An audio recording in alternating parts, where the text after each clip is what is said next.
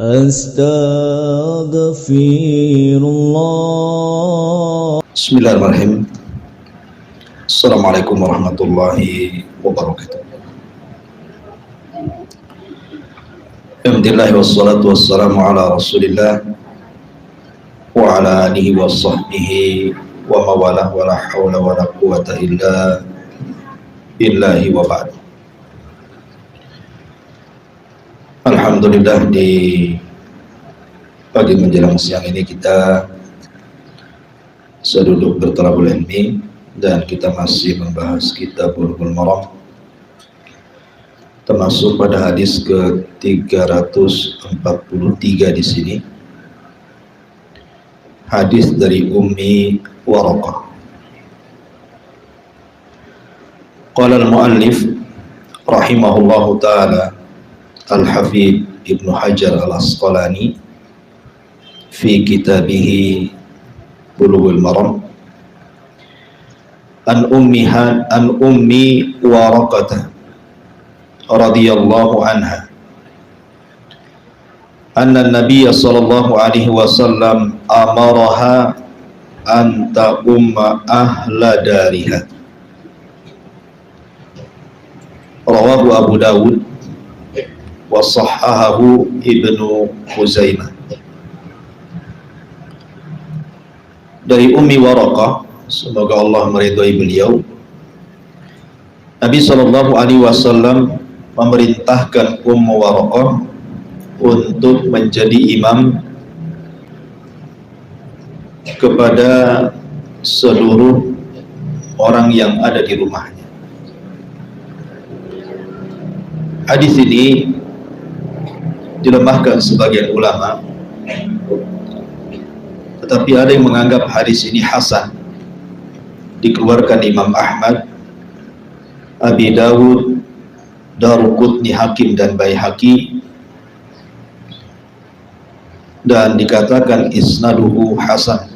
Isnadnya atau sanad-sanad dianggap hasan, artinya bisa dijadikan hujjah. Baik. Sedikit kita bicara tentang siapa Ummu Waraqah ini. Ummu Waraqah adalah seorang sahabiyah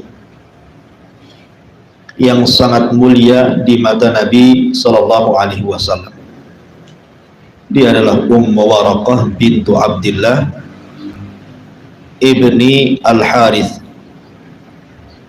ibni Waimir Al-Ansariyah. Ada yang mengatakan dia Ummu Waraqah bintu Naufal. Dan Ummu Waraqah ini dapat julukan dari Nabi sallallahu alaihi wasallam sebagai wanita asy-syahidah. Wanita asy-syahidah, wanita yang mati syahid. Karena kemampuan Ummu Waraqah selalu ikut dalam jihad bersama Nabi sallallahu alaihi wasallam. Tetapi tentu bukan untuk berperang seperti laki-laki, tidak, tapi tugasnya sebagai orang yang merawat orang-orang yang terluka. Jadi biasa dalam peperangan ada saja orang terluka, maka Ummu Waraqah kemudian bertugas mengobati mereka, mengobati dan merawat orang-orang yang terluka dalam jihad. Adapun penamaan Nabi SAW, kenapa Ummu Waraqah disebut asy-syahidah, wanita yang mati syahid? Karena sabda Nabi SAW, qarri fi baitiki fa inna Allah ta'ala yarzuquki asy-syahadata.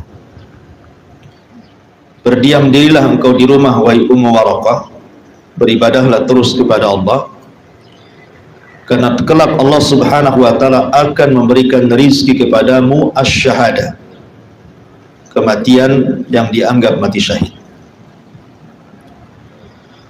Lah Ummu Waraqah ini dikenal orangnya hafal Quran.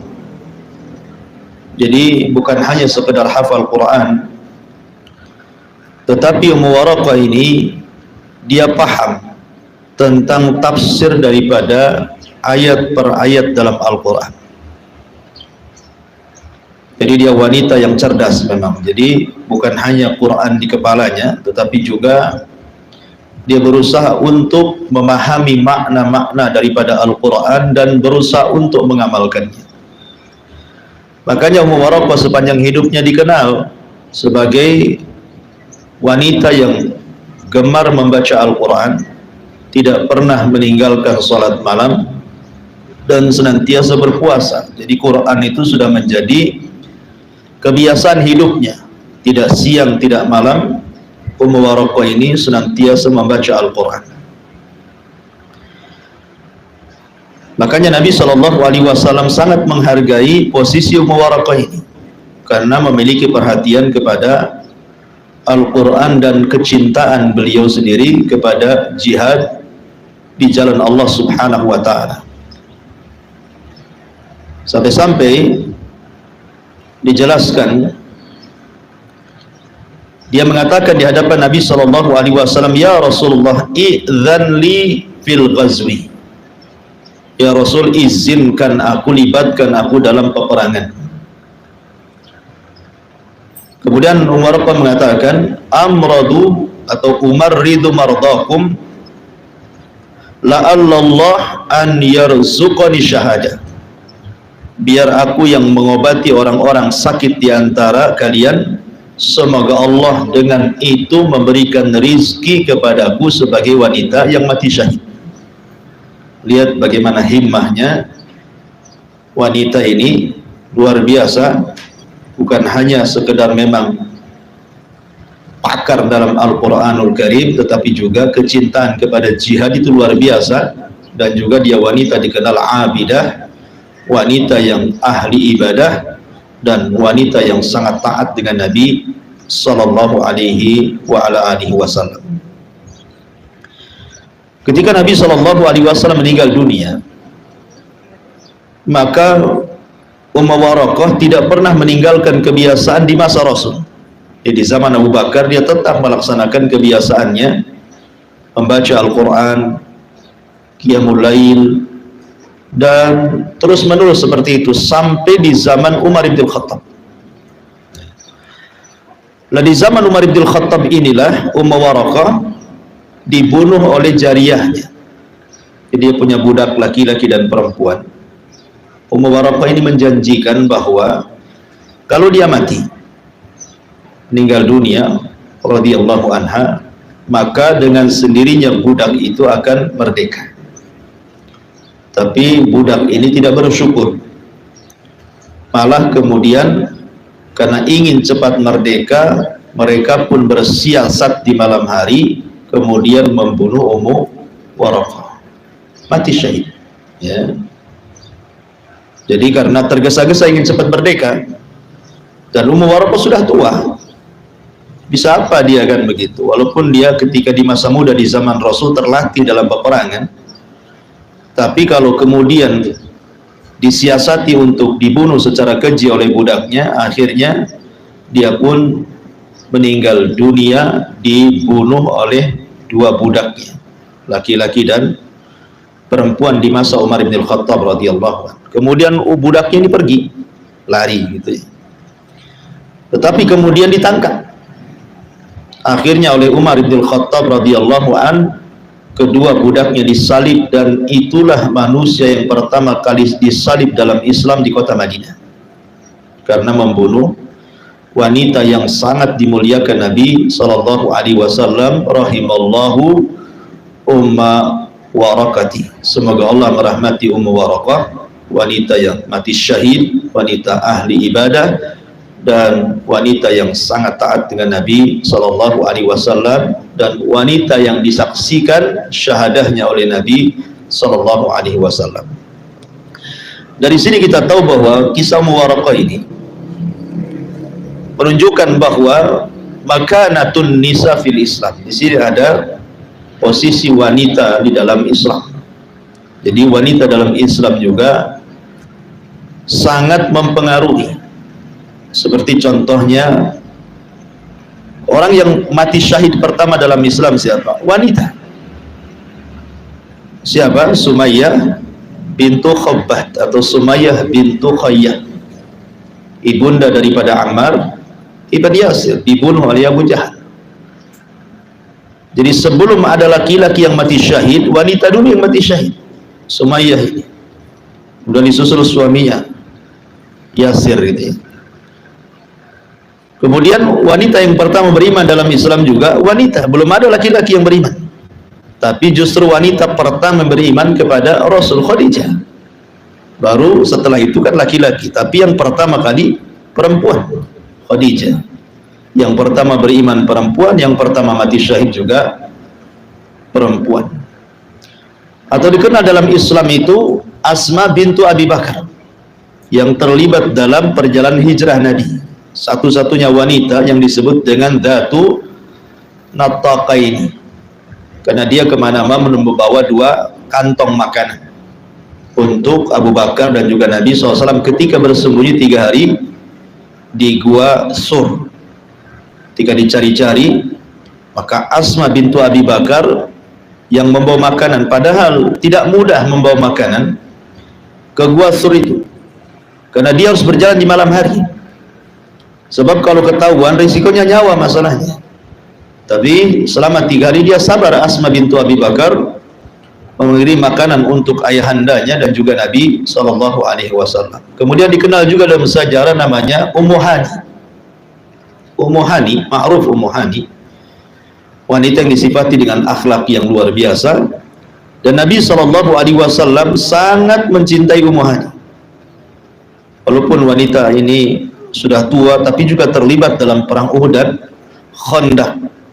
Dia yang memasakkan masakan untuk tentara.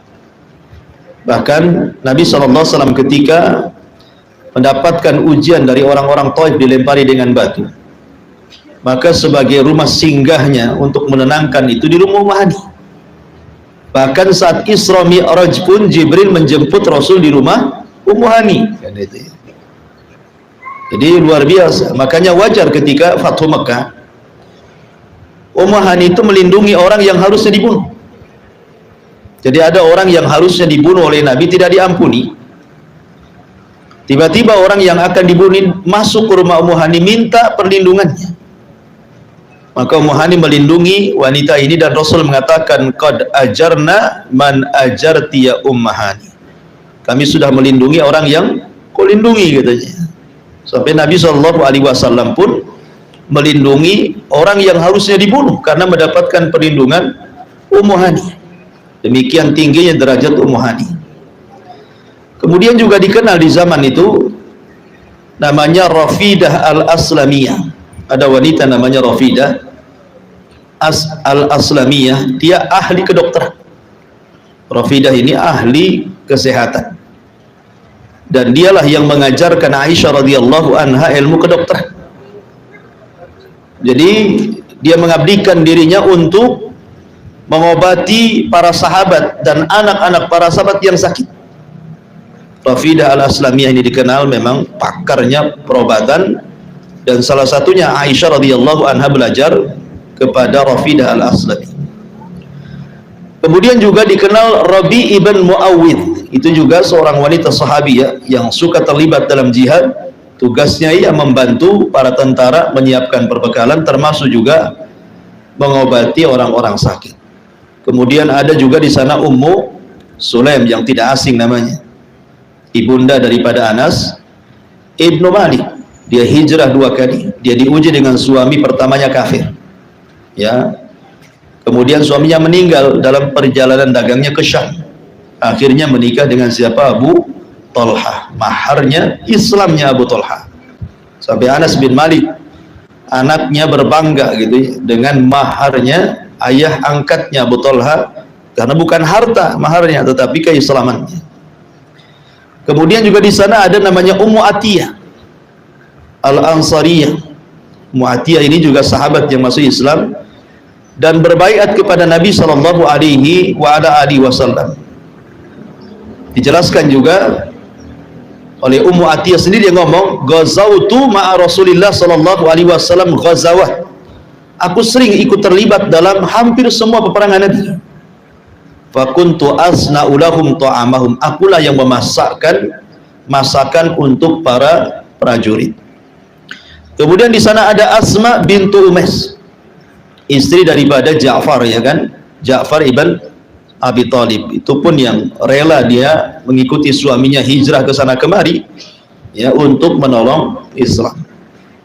Oke lah, ini deretan para sahabiah di zaman Rasul.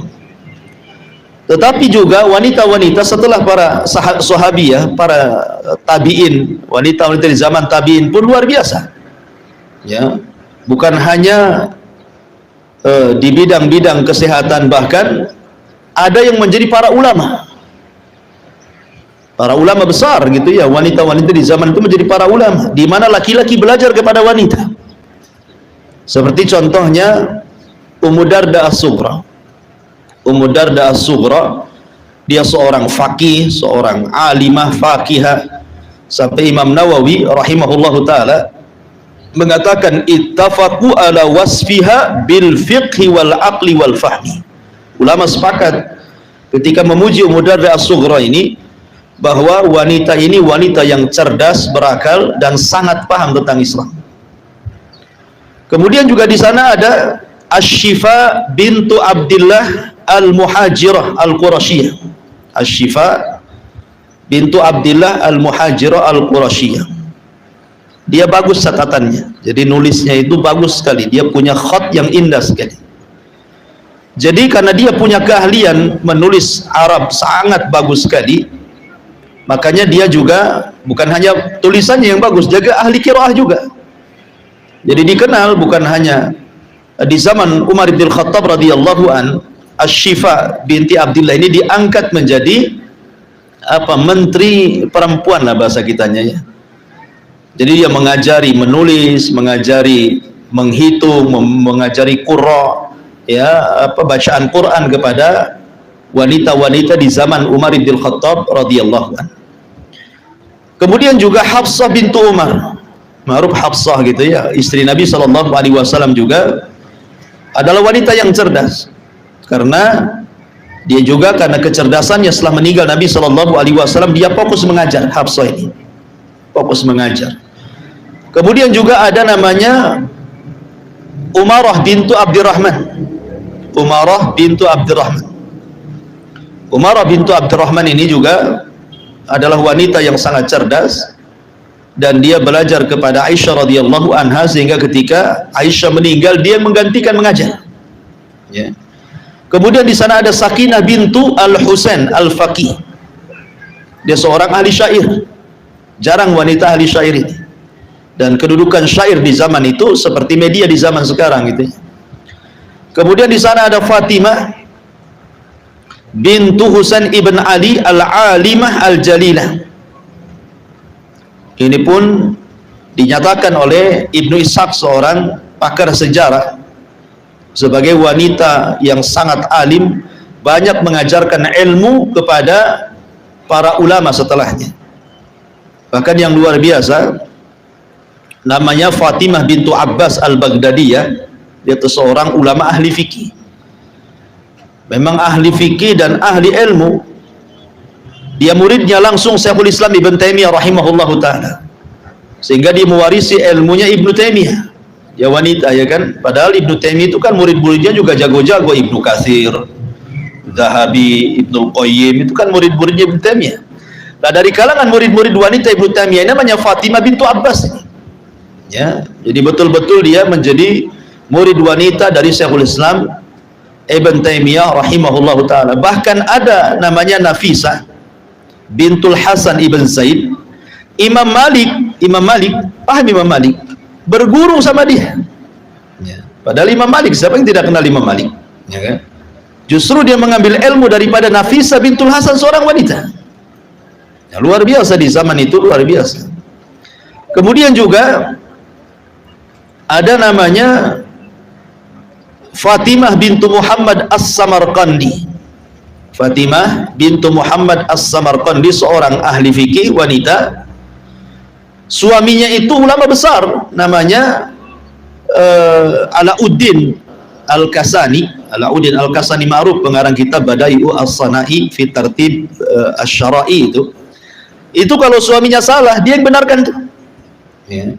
Jadi dia yang kemudian mengoreksi karya-karya suaminya, dia yang membetulkan malah. Istrinya ini namanya Fatimah bintu Muhammad As-Samarqandi. Bahkan ada wanita namanya Ummu Habibah Al-Asbahaniyah, dia termasuk guru daripada Al-Hafidh Al-Munziri. Ma'ruf Al-Munziri, imam besar gitu ya.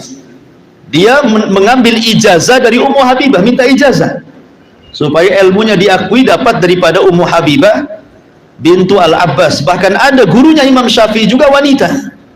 Gurunya Imam Syafi'i rahimahullah ta'ala juga seorang wanita.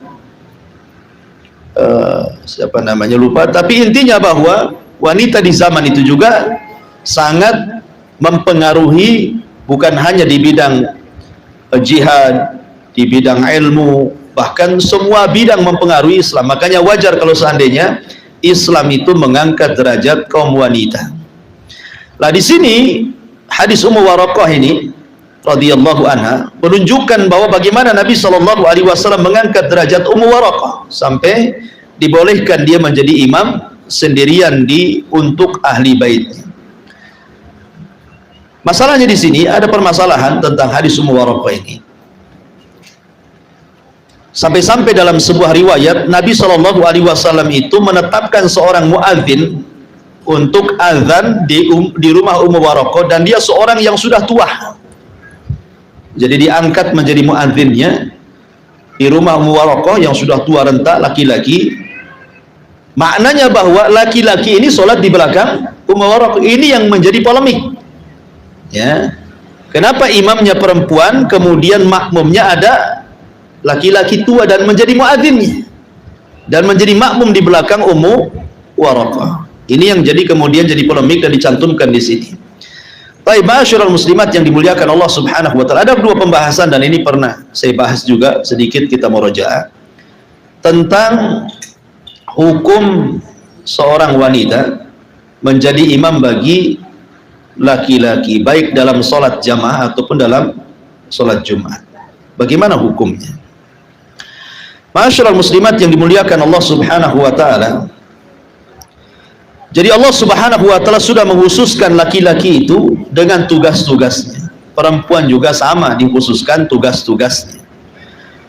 Maka tidak boleh saling iri, tidak boleh laki-laki iri kepada tugas yang dikhususkan kepada wanita. Wanita pun tidak boleh iri juga tugas yang sudah ditugaskan bagi laki-laki. Makanya Allah mengatakan dalam surah An-Nisa 32, wala tatamannau ma faddalallahu bihi ba'dakum ala ba'din lirrijali nasibum mimma iktasabu walinnisa'i nasibun mimma iktasabna was'alullaha min fadlih innallaha kana bikulli syai'in alima. Dan janganlah kamu iri hati terhadap karunia yang telah dilebihkan Allah kepada sebagian kamu atas sebagian lainnya, karena bagi laki-laki ada bagian dari apa yang mereka usahakan, dan bagi wanita pun ada bagian apa yang mereka usahakan. Mohonlah kepada Allah sebagian dari karunia-Nya, sungguh Allah Maha mengetahui segala sesuatu. Kata Abdurrahman As-Sa'di ketika memberikan catatan kepada ayat ini, dia mengatakan tidak boleh wanita merasa iri dengan tugas laki-laki dan sebaliknya. Ya, memang itu sudah ditakdirkan seperti itu. Kalau iri berarti menolak takdir Allah, ya, menolak kudrat daripada takdir Allah Subhanahu wa taala. Kemudian juga Allah Subhanahu wa taala mengatakan dalam surah An-Nisa, ar-rijalu qawwamuna 'alan nisa bima faddalallahu ba'dahum 'ala ba'din wa bima anfaqu min amwalihim. Laki-laki itu pemimpin bagi wanita karena Allah lebihkan mereka di antara wanita dengan mereka memberikan nafkah dari harta-harta mereka. Perhatikan ucapan Imam Syafi'i dalam kitab Al-Um ketika memberikan catatan kepada ayat ini. Kata Imam Syafi'i, wa idza sallatil mar'atu birijalin wa nisa'in wa sibyanin dzukurin fa salatun nisa mujzi'atun wa salatul rijal wasibyan adz-dzukuri ghairu mujzi'atin. Kata Imam Syafi'i, apabila seorang wanita menjadi imam, di belakangnya laki-laki ataupun anak-anak yang laki-laki, maka sholat wanitanya sah, tetapi sholat laki-laki di belakangnya tidak dianggap sah. Ya, kenapa? Lianna Allah azza wa jalla ja'ala rijala qawwamina 'alan nisa'i wa qasarahunna an ayyakuna awliya. Karena Allah Subhanahu wa taala telah menjadikan laki-laki itu pemimpin bagi wanita. Ya, artinya tidak boleh dibalik. Wala yajuz an takuna imra'atun imama rajulin fi sholati bihalin abada. Maka selamanya, kata Imam Syafi'i, tidak boleh perempuan menjadi imam bagi laki-laki.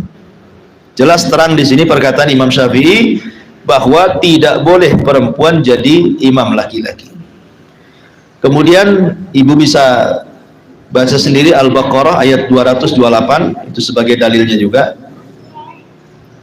bahwa perempuan itu punya kesetaraan dalam hak, tetapi ada hal-hal yang dilebihkan bagi perempuan dan ada hal-hal yang dilebihkan bagi laki-laki. Termasuk juga kalau kita melihat hadis-hadis tentang saf, kan saf wanita paling baik di belakang, kalau jadi imam berarti di depan, ya kan, itu ya. Nah, itu juga ada masalah juga. Kemudian juga hadis tentang sebaik-baik sholat wanita itu di rumahnya. Ya, kalau wanita harus ke masjid berarti dia mengambil yang tidak lebih baik, karena yang lebih baik di rumahnya, kan gitu ya. Ini juga jadi masalah. Termasuk juga ketika imam umpamanya salah, laki-laki kan bertasbih subhanallah, tapi wanita kan bertepuk tangan. Kenapa? Karena suaranya memfitnah, makanya kemudian wanita tidak menjadi imam. Ketika negor imam saja supaya tepuk tangan, dia pula jadi imam. Ini gimana ceritanya, kan itu ya. Nah, ini juga jadi masalah jadinya, kan. Nah, sekarang masalahnya adalah apa yang dikemukakan dalam hadis ini. Bagaimana mungkin kemudian Ummu Waraqah menjadi imam sementara di belakangnya ada seorang muadzin yang sudah tua ikut jadi makmum. Nah, ini yang jadi polemik tentang hadis Ummu Waraqah. Ulama menjawab dengan 4 jawaban tentang hadis Ummu Waraqah. Jawaban yang pertama, bahwa hadis ini lemah bagi yang melemahkan. Ya, bagi yang melemahkan hadis ini lemah. Tapi bagaimana yang menghasankan? Oke, kalau hadis ini kita katakan hasan, artinya hadis ini sahih, bisa dipakai. Ya. Maka yang dimaksud hadis ini adalah Ummu Waraqah hanya mengimami wanita-wanita saja. Di mana laki-laki yang sudah tua yang diperintahkan Rasul untuk adzan itu, dia sholat sendiri. Tidak mengikuti sholatnya Ummu Waraqah. Karena tidak dijelaskan bahwa dia ikut di belakang makmum, kan gitu. Hanya dijelaskan Ummu Waraqah diperintah Rasul untuk menjadi imam bagi keluarganya. Sehingga ada kemungkinan mungkin yang kakek muazzin itu dia tidak sholat bareng, dia sholat sendiri. Kemungkinan pertama seperti itu. Atau yang ketiga, kalaupun memang yang laki-laki ini yang sudah tua yang muazzin ikut sholat di belakang Ummu Waraqah, maka ulama mengatakan ini khususiyah kepada Ummu Waraqah. Ini memang Rasul mengkhususkan kepada Ummu Waraqah saja. Kenapa? Karena tidak disyariatkan kepada yang lainnya.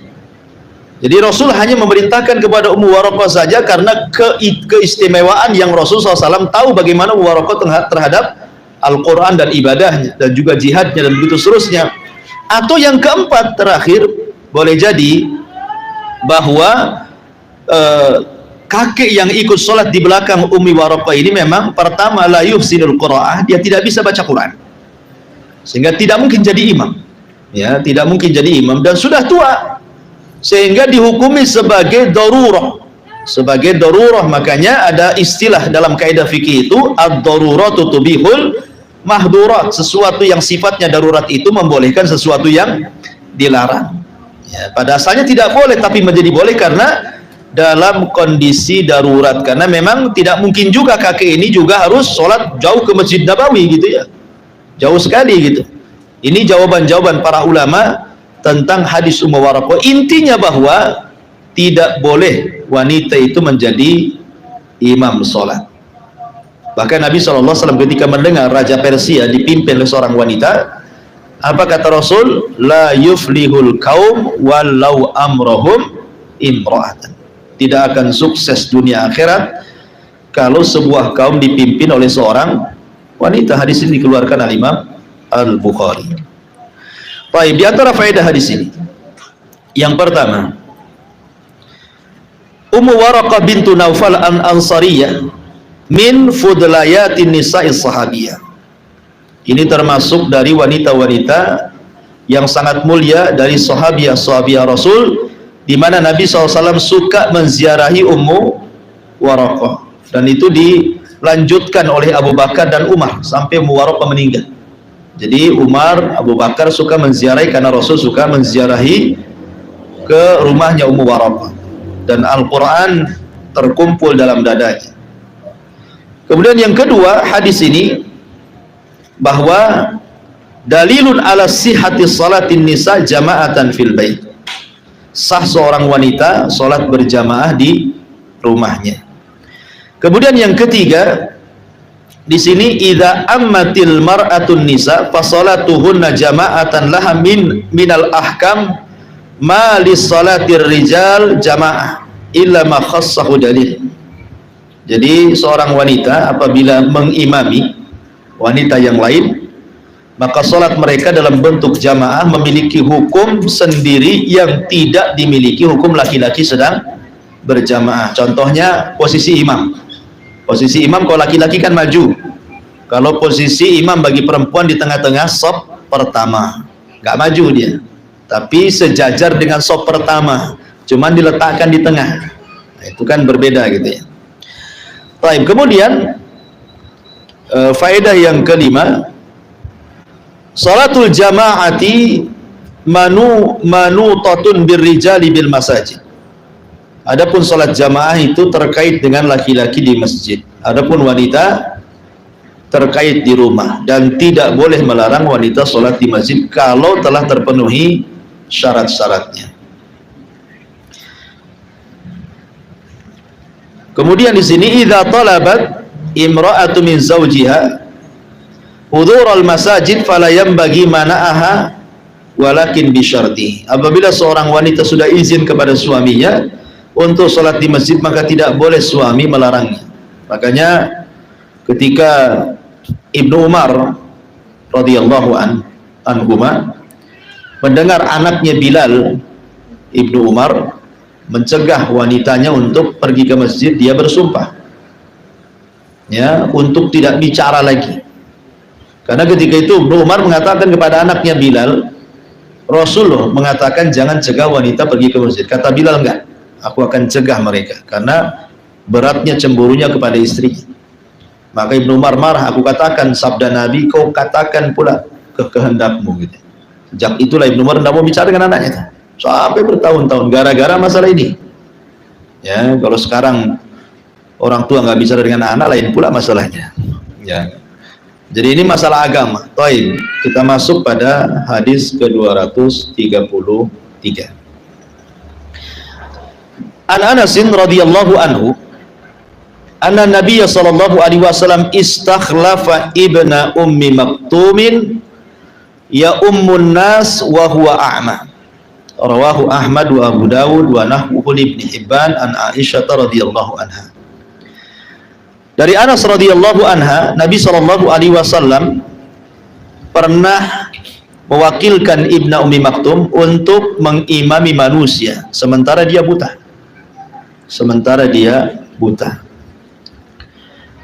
Anas bin Malik radhiyallahu an adalah satu di antara 7 sahabat yang dikenal dalam deretan al-mukthiruna birriwayah, orang yang banyak meriwayatkan hadis Nabi SAW, dan dia masuk pada nomor urut ketiga setelah Abu Hurairah, Abdullah ibn Umar, kemudian Anas ibn Malik, kemudian Aisyah, Abdullah ibn Abbas, di bawahnya Jabir bin Abdullah dan Sa'id ibn Malik As-Sinani, ya, Sa'd bin Malik As-Sinani, atau dikenal dengan Abu Sa'id Al-Khudri radhiyallahu anhu. Adapun Abu Hurairah radhiyallahu anhu dikenal meriwayatkan hadis sampai kepada kita sekitar 5.374 hadis. Adapun Abdullah ibn Umar urutan kedua meriwayatkan hadis 2630 hadis. Adapun Anas bin Malik yang kita kisahkan di sini sekitar 2286 hadis. Adapun Aisyah radhiyallahu anha 2210 ya. Kemudian Abdullah bin Abbas 1660 hadis.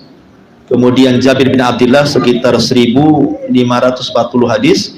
Kemudian terakhir Abu Sa'id Al-Khudri radhiyallahu atau Sa'id ibn Sinan sekitar 1170 hadis. Artinya Anas ini menjadi urutan ketiga dari sahabat yang banyak meriwayatkan hadis kepada kita. Ya wajar karena Anas sendiri 10 tahun menjadi pembantu Nabi, sehingga tahulah ya bagaimana ucapan Nabi, bagaimana keluarga Nabi, karena Anas itu juga termasuk pemegang rahasia Nabi juga, sama dengan Hudzaifah ibnul Yaman ya.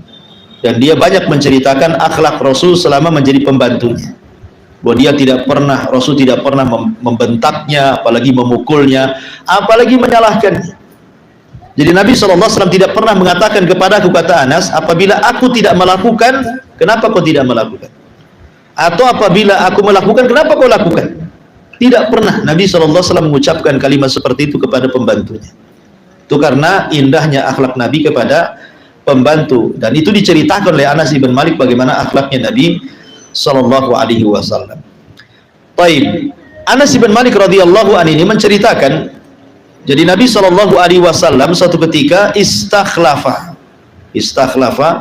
mewakilkan kota Madinah kepada Abdullah ibnu Ummi Maktum ya.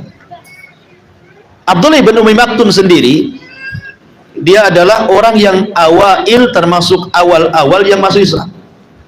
Makanya Nabi wajar walaupun dia buta, karena dia termasuk as-sabiqunal awalun, Rasul mempercayakan kota Madinah untuk dipimpin dia saat Rasul jihad ya, padahal dia orang buta kan itu. Kenapa? Pertama juga memang as-sabiqunal awalun, yang kedua dia memang pakar Quran. Abdullah ibn Ummi Maktum ini pakar Quran, bahkan dialah yang diutus oleh Nabi SAW hijrah pertama bersama sahabat yang lainnya ke Madinah untuk mengajarkan Quran. Jadi Abdullah ibn Maktum walaupun buta, dia punya keistimewaan, punya ilmu. Makanya ilmu itulah mengangkat derajat siapapun walaupun dia buta. Bahkan ada seorang ulama namanya Qatadah ibn Di'amah, itu bukan hanya buta, tapi mukanya rata, tidak punya hidung, hidungnya belesek ke dalam ya. Kemudian matanya buta, kemudian tangannya juga stroke, tidak bisa digerakkan, kakinya pula pincang ya. Dia hanya belajar lewat pendengaran, Qatadah ibn Di'amah ini.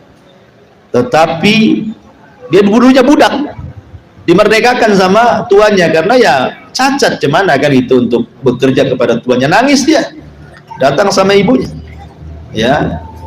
Akhirnya kata ibunya, ya sudahlah, kalau engkau memang harus hidup seperti ini, sebaiknya kau duduklah di masjid ini, kan banyak ulama di masjid itu ya, jangan tinggalkan mereka.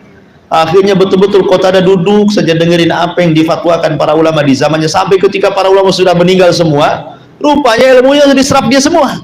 Jadi ulama satu dunia datang kepada Qatadah bin Yaman untuk mengambil hadisnya, sampai dikenal menjadi ulama ahli tafsir. Siapa yang tidak kenal Qatadah? Kalau kita membaca tafsir mesti dikatakan qala Qatadah gitu ya. Padahal cacatnya banyak tuh, matanya buta, hidungnya masuk rata tanah mukanya, kemudian pincang lagi, kemudian tangannya tidak bisa nulis ya. Jadi betul-betul dia hanya bisa mendengar dari belajarnya itu dari mendengar saja, nulis tidak bisa, baca gimana orang buta kan.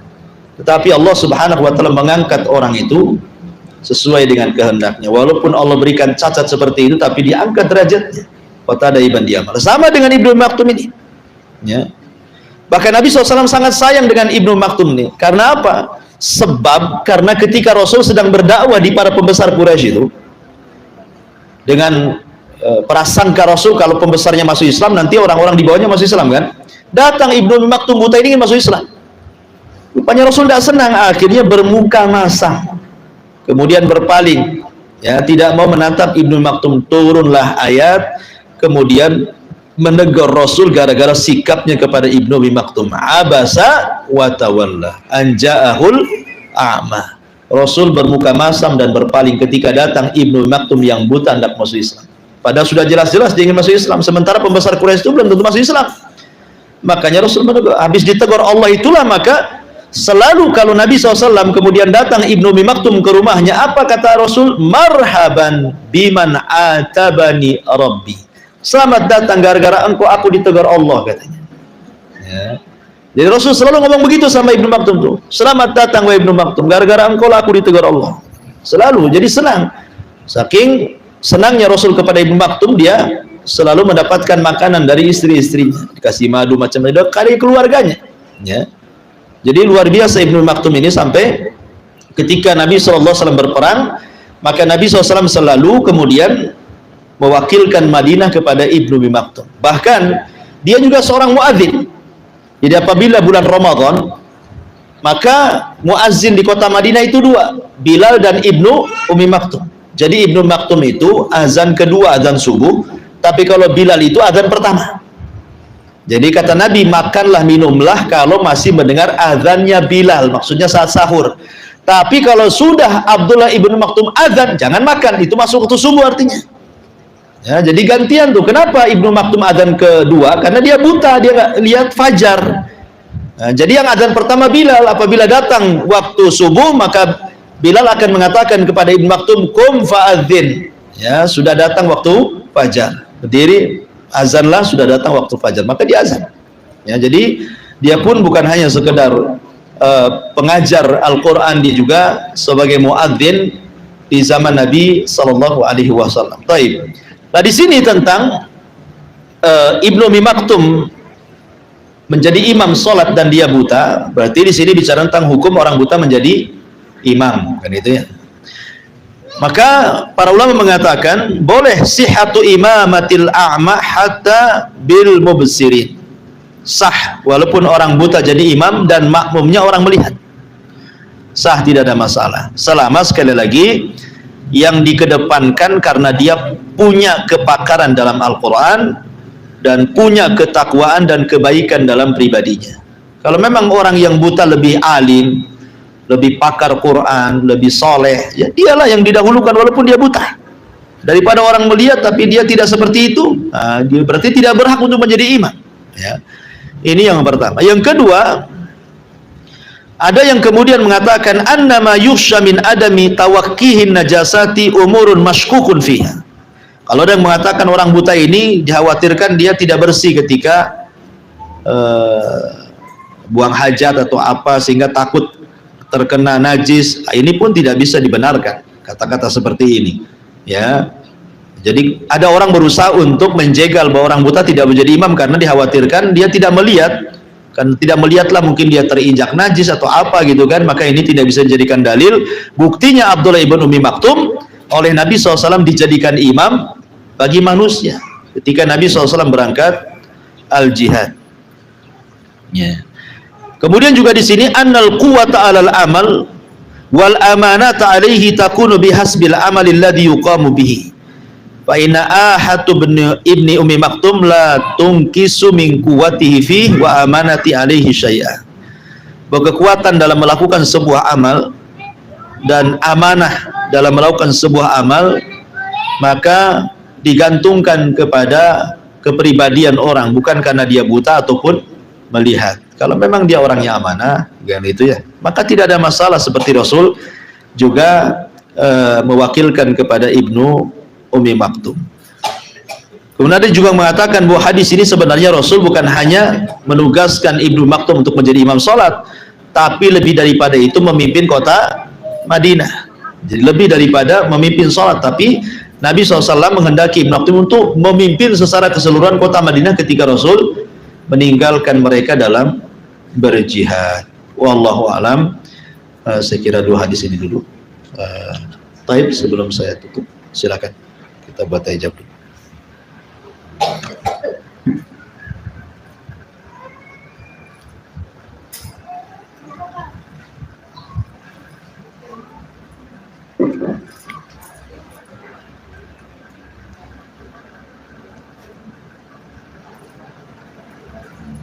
Assalamualaikum.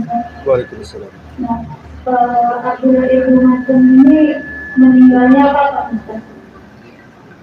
Apakah dia meninggal di dalam peperangan atau meninggal karena sakit? Siapa Abdullah ibn Maktum?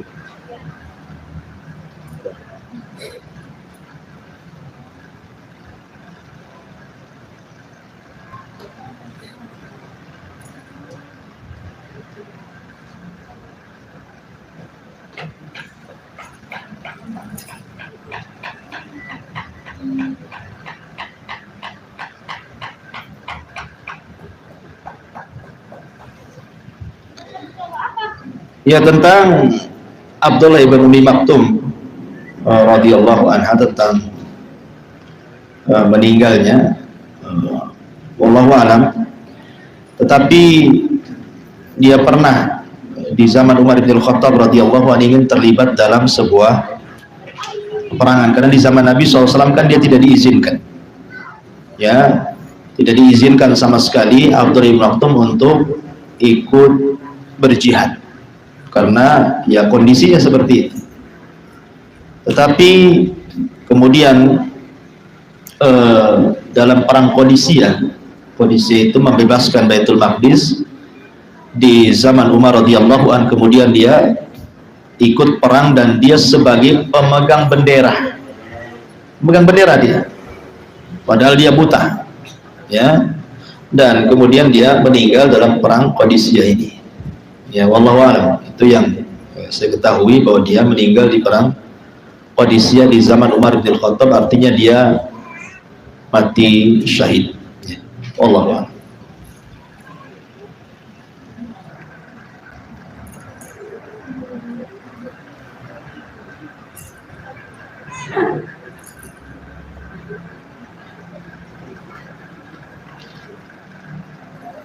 Ustaz, tadi kan pemegang rahasia Rasulullah itu mereka bin Yaman dan Anas bin Malik.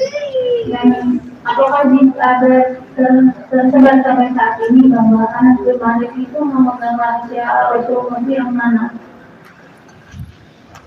Ya, alhamdulillah, wallahu alam. Cuman para ulama sejarah memasukkan Anas ini juga salah satu sirrun Nabi, pemegang rahasia Nabi, walaupun yang masyhur itu adalah Hudzaifah bin Yaman, karena beliau paling banyak meriwayatkan hadis tentang fitnah yang tidak dimiliki sahabat-sahabat yang lainnya. Itu pun diceritakan setelah wafatnya Nabi.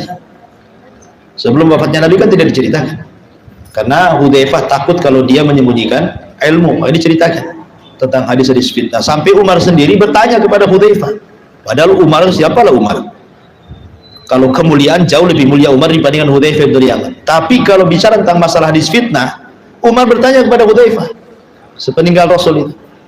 Sampai suatu ketika Umar mengumpulkan para sahabat, di situ ada Hudzaifah. Kata Umar, tahukah kalian tentang fitnah yang diceritakan Nabi, yang kalau datang itu seperti gelombang lautan dan tidak bisa dihentikan?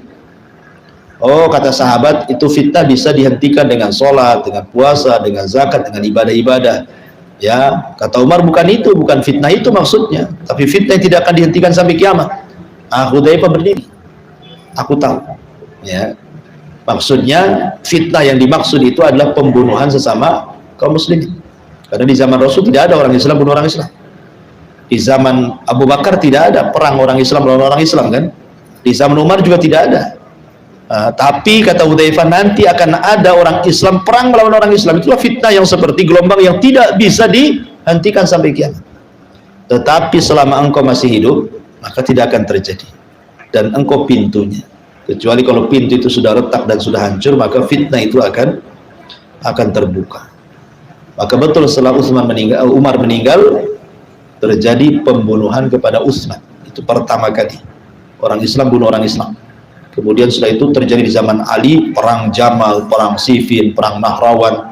Itu sesama kaum muslimin saja. Makanya kalau kita menceritakan sejarahnya Ali, itu tidak ada bicara soal futuhat. Kalau Abu Bakar kan ada mengirim pasukan sampai ke Syam, sampai ke Armenia sana, kan. Di zaman Umar apalagi sampai ke Romawi, sampai Syam, semuanya dipengaruhi, bahkan masuk Islam ke sana dan Baitul Maqdis dipegang kaum muslimin gitu.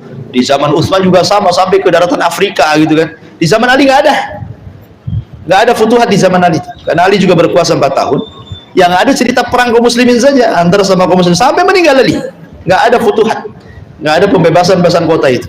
Ceritanya perang saudara sampai Ali sendiri dibunuh oleh Abdurrahman ibn Mulzam, orang yang hafal Quran lagi yang membunuhnya. Khawarij, ya kan? Jadi tentang masalah Anas sirun Nabi, spesifiknya seperti apa saya kurang tahu, tetapi ulama ketika membahas biografi Anas itu dikatakan sirru Nabi, salah satu sahabat yang memegang rahasia Nabi. Rahasia apa? Wallahu a'lam. Ya. Baik, sudah. Tadi kan Abdullah bin Mas'ud itu dia sahabat muhajirin yang hijrah ke Madinah. Nah, beliau ini apa hijrahnya bersama dengan Mus'ab bin Umair sebagai dikau bersama Rasulullah untuk